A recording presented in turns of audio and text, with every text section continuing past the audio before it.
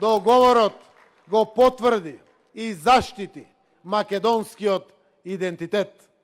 Договорот го гарантира правото да се определуваме како македонци. Нема повеќе оспорување. Според членот 7 од договорот, македонскиот идентитет ги отсликува нашата територија, јазик, народ со сите атрибути, со своја историја, култура и наследство. Овој договор го заштити целосно македонскиот јазик. Според членот 1 од договорот, официјален јазик на нашата држава е македонскиот јазик, кој е преведлив на сите јазици. Македонскиот јазик е потврден, идентитетот е зачуван.